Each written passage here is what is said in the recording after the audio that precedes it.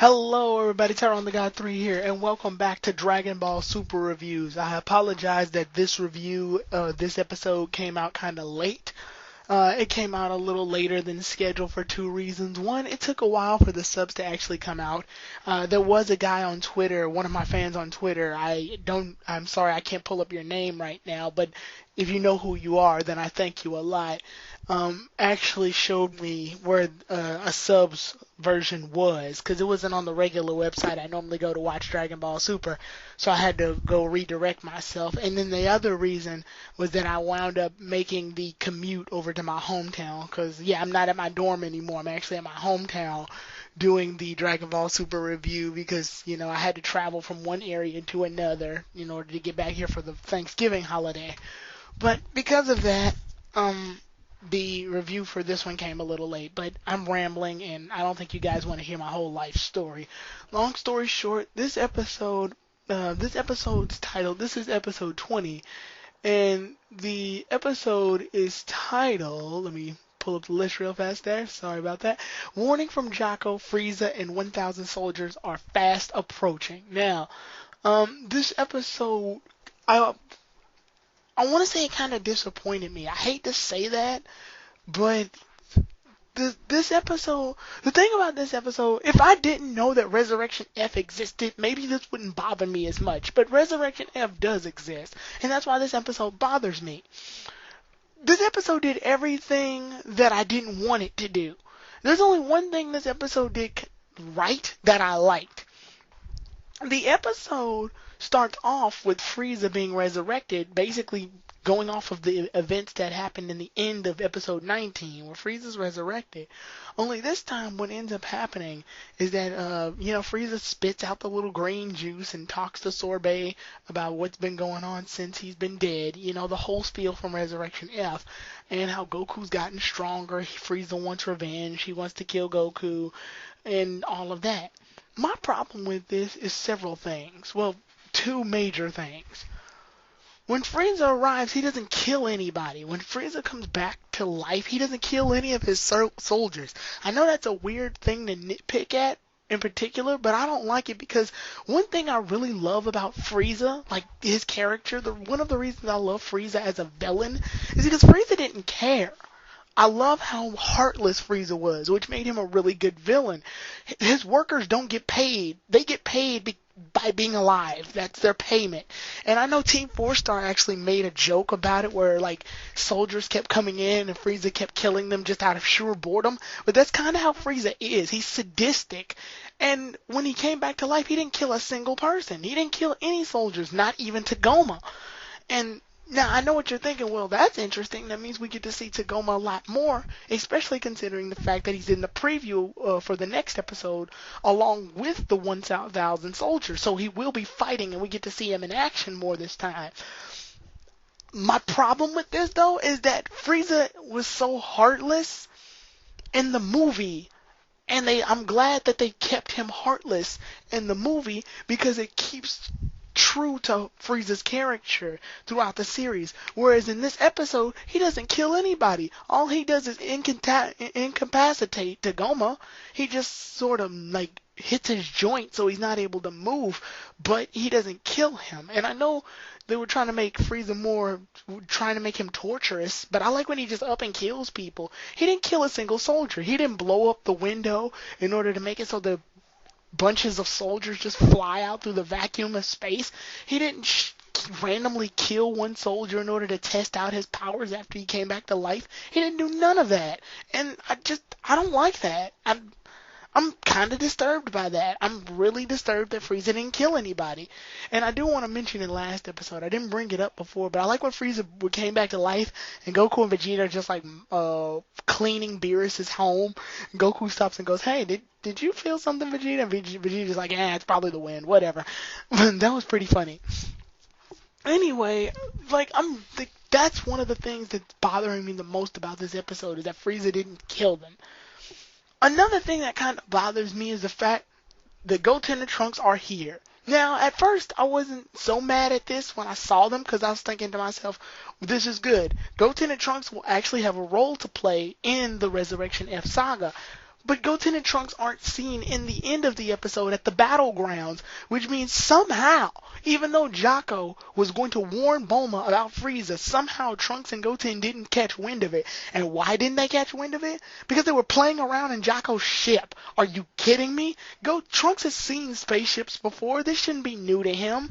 And I'm sure Goten has too. So why the hell is this a thing? It felt to me like they threw Goten and Trunks in the saga very briefly and then made this lame excuse for why they can't participate in the fight. And I don't like that. I really don't. After that, everything about Resurrection F more or less stays the exact same. Annoyingly the same. What I mean by this is that it follows everything that happened in the Resurrection F movie. Everything that happened happens in sequence. The only real difference is that Gohan and Piccolo are flying in the air when they meet up with Tien, Master Roshi, and Krillin. There's another thing I do like though, and it's Krillin. Krillin actually saves this episode from being just iffy. What Krillin ends up doing is that he catches wind of Frieza's revival thanks to Bulma and Jocko warning, and he ends up talking with Android 18, and they have their same moment as in the movie, only this time it's a bit longer.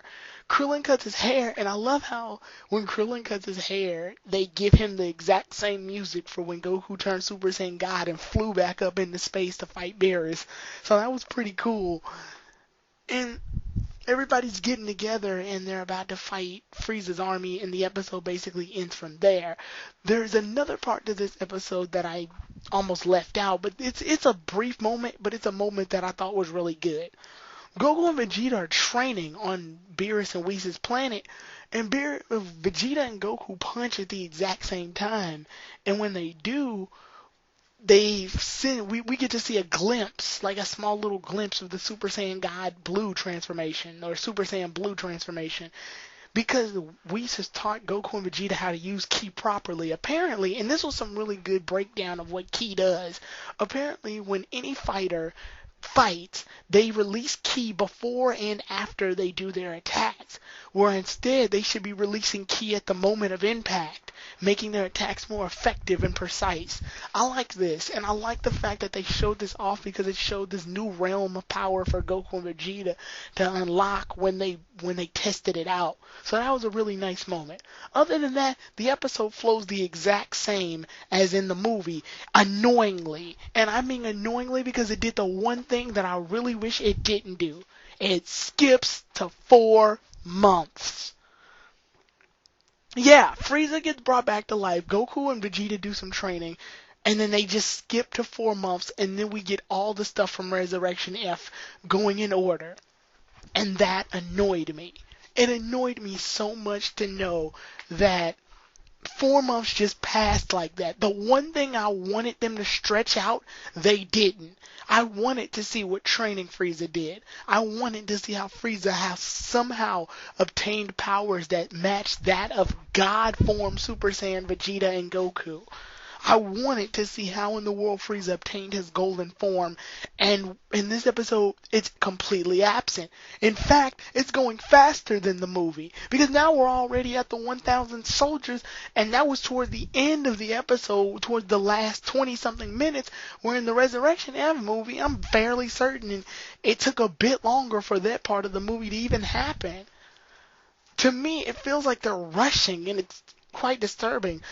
Either they're going to stretch this fight out with the 1,000 soldiers and make it longer so that when Goku finally fights Frieza, we get a decent fight, or they're just going to, this saga is amazingly going to be shorter than Super Android 17 or the Carly Jr. saga. It's going to be really short because of the way they're doing it. Beerus' stuff Battle of God saga lasted about 14 episodes if I'm not mistaken.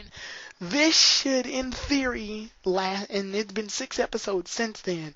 This, in theory, should last about the same amount. This, in theory, should end, theoretically, on episode 30. But at the rate we're going, it's not going to. The only thing I find kind of interesting is that we'll actually get to see Tagoma fight now. Because Tagoma didn't get the chance to fight because Frieza killed him off. So that's going to be kind of interesting. I'm actually really interested to see how that goes. I mean, I didn't care enough about Tagoma to know what was going to happen when he fights against their Z Warriors. I'm sure our Z Warriors are going to defeat Tagoma. There's no doubt in my mind that that'll happen. But I don't really see the point in keeping Tagoma alive. And that made Frieza's character a lot weaker in the super section. Right now, if you were to ask me what would you rather watch, would you watch the Resurrection F saga or the movie? There's no doubt in my mind right now that I would just watch the movie. There's nothing right now that's leading me to why I should watch the saga. So they better pull some fleshed out good things within the next few episodes. Otherwise, the saga movie comparison video I'm doing for that is going to be really short. It's going to be me just going to watch the movie. Because, and I hate to be negative about it, there were some good things about this episode I really did like. I love the fact that a lot happened in this episode. Unfortunately, over 70% of the stuff that happened is stuff that happened in the movie. Like, already in the movie. They didn't even go over the contingency plan that they would do just in case Frieza messes up. So, we don't even get that scene. It's just, I don't know. It feels like they're rushing, and I don't know why they're rushing. And it's disturbing me that they're rushing this far. But regardless, we do get to see our 1,000 soldiers fight, and as usual, we don't get to see Yamcha or Goten or Trunks in it, because apparently they're not strong enough to fight yet. Somehow Master Roshi is, for some BS reason. I was always disturbed by that. I'm also a little disturbed that they didn't use F, the song from Maximum Hormone. I mean, I figured they'd have the ability to use the song. It's dedicated to Frieza, but I guess that's strictly a movie thing. Anyway, overall, this episode, I want to like this episode, but there's a lot of things that disappoint me about this episode. Just putting Goten and Trunks in our faces only for them to not fight is kind of disappointing. But regardless of that, episode 21 will be the next episode. The revenge begins. The Frieza Army Malice strikes Gohan. So we get to see some Gohan development. I'm interested in that. I'm sure they're going to actually tackle Gohan's character in some way, shape, or form, and we get to see the army of 1,000 soldiers. But with that said, everybody, this is Tyrone the God 3. I'll see you all then. Tyrone the God 3 out.